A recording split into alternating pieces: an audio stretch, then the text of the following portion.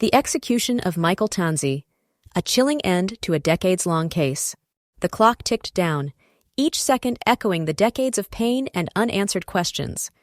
Michael Tanzi, a name synonymous with unspeakable violence, faced his final judgment. Was this justice served, or another tragedy etched into the annals of human suffering? Give a like and subscribe. Leave a comment. Michael Tanzi, at 48 years old, was sentenced to death for a series of heinous crimes. These included the kidnapping, assault, and murder of Janet Acosta, a Miami Herald staffer whose life was brutally cut short. The weight of his actions finally caught up to him. Janet Acosta was attacked during her lunch break, a moment of everyday normalcy shattered by unimaginable horror. Tanzi's depravity extended beyond Acosta. He was also convicted of murdering Caroline Holder. 2 lives extinguished, leaving behind a trail of grief and devastation. In the sterile confines of his cell, Tanzi requested his final meal. It was a stark contrast to the darkness he embodied. Fried pork chop, bacon, baked potato, corn, ice cream, a chocolate bar, and soda.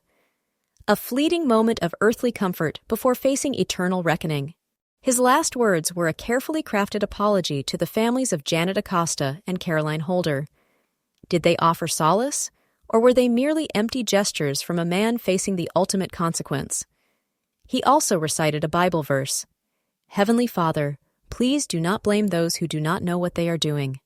The execution itself was a clinical procedure, a calculated act of retribution. 3 intravenous drugs were administered, each playing its part in ending a life.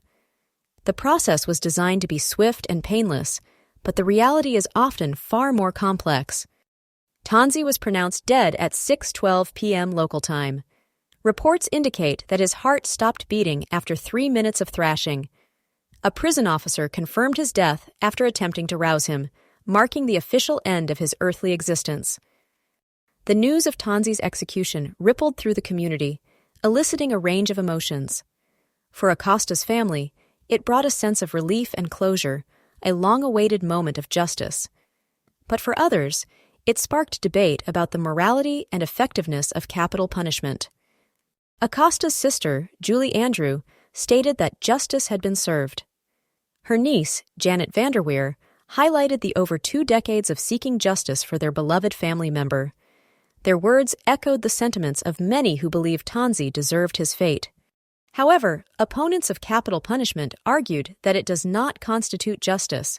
They believe that the state should not have the power to take a life, regardless of the crime committed.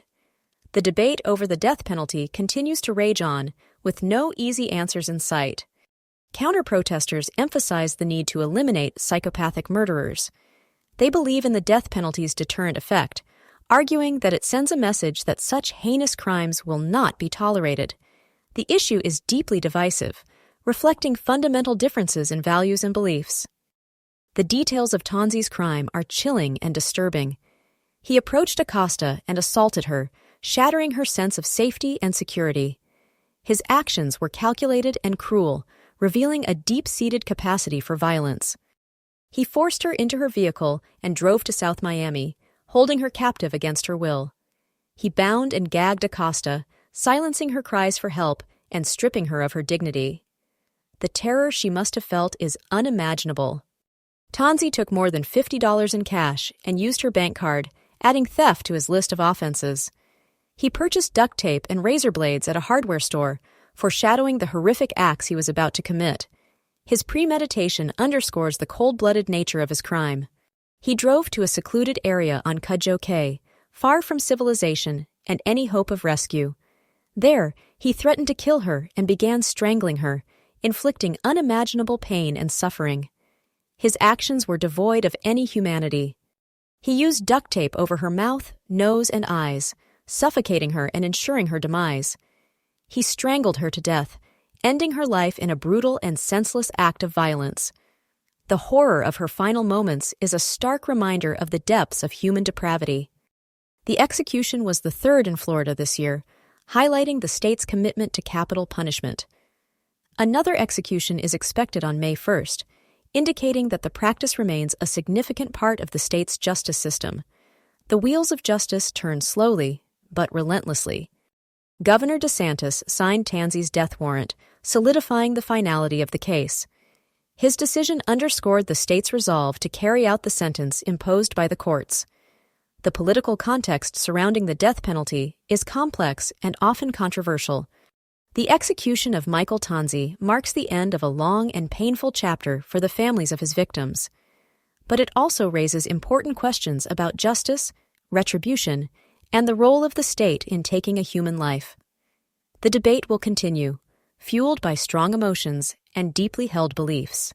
The execution of Michael Tanzi is more than just the end of a life. It's a stark reminder of the devastating impact of violent crime. It forces us to confront difficult questions about justice, forgiveness, and the value of human life. The echoes of this case will resonate for years to come. The pain endured by the families of Janet Acosta and Caroline Holder is immeasurable. While Tanzi's execution may bring a sense of closure, it can never truly erase the suffering he caused. Their strength and resilience in the face of unimaginable loss are truly inspiring.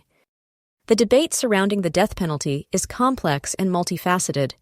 There are valid arguments on both sides, and it's important to approach the issue with empathy and understanding. The question of whether the state should have the power to take a life is one that continues to divide society. Ultimately, the execution of Michael Tanzi serves as a somber reminder of the importance of preventing violence and supporting victims of crime. We must strive to create a society where such tragedies are less likely to occur. The pursuit of justice is a never-ending journey. Call to action. If you've been moved by this story, please consider taking action. Support organizations that advocate for victims' rights and provide resources for families affected by violent crime. Educate yourself and others about the complexities of the death penalty debate. Donate to causes that promote violence prevention and rehabilitation programs. Your voice and your actions can make a difference in creating a safer and more just world.